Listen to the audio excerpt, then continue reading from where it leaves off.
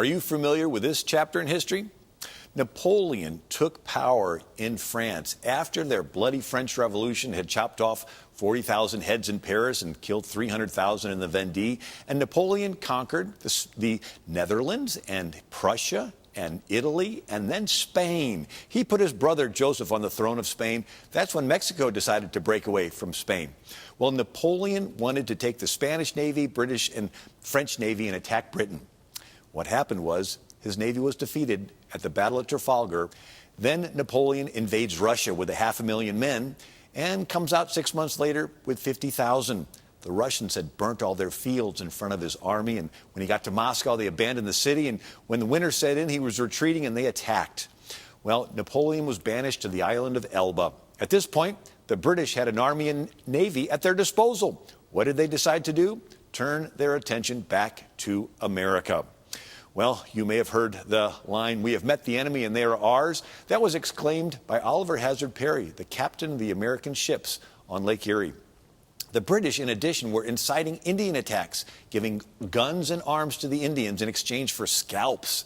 And so the British were seizing American ships and impressing American sailors into the British Navy. This escalated into the War of 1812. British ships on Lake Erie were sent to resupply Fort Malden in Amherstburg, Ontario. But they were blocked by U.S. Captain Oliver Hazard Perry near Put-in-Bay, Ohio. September 9th, 1813 was recommended by President Madison as a day of humiliation and prayer. The next day, September 10th, 1813, Perry, with many of his sailors being free blacks from Ohio, confronted the British squadron, commanded by the one-armed Commodore Robert Barclay, who lost his arm fighting Napoleon. Well, Robert Barclay helped defeat Napoleon's fleet at the Battle of Trafalgar.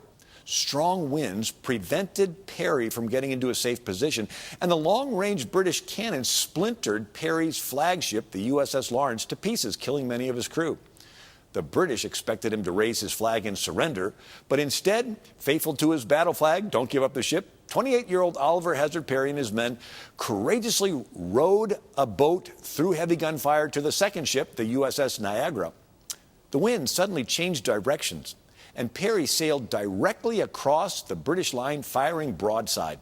After 15 minutes, the smoke cleared to reveal that for the first time in history, an entire British squadron had been disabled at one time. The British had to abandon Fort Malden.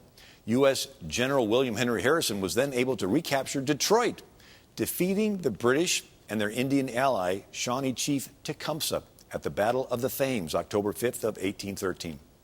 The Northwest Territory was now secure for America. To the sailors on deck, Captain Perry remarked, "The prayers of my wife are answered." To the Secretary of Navy, Perry wrote, "It has pleased the Almighty to give the arms of the United States a signal victory over their enemies on this lake. The British squadron, consisting of 2 ships, 2 brigs, 1 schooner, 1 sloop, have this moment surrendered to the force of my command after a sharp conflict." President James Madison stated in his 5th annual message, December 7th, 1813, "It has pleased the Almighty to bless our arms." On Lake Erie, the squadron, under the command of Captain Perry, having met the British squadron of superior force, a sanguinary conflict ended in the capture of the whole.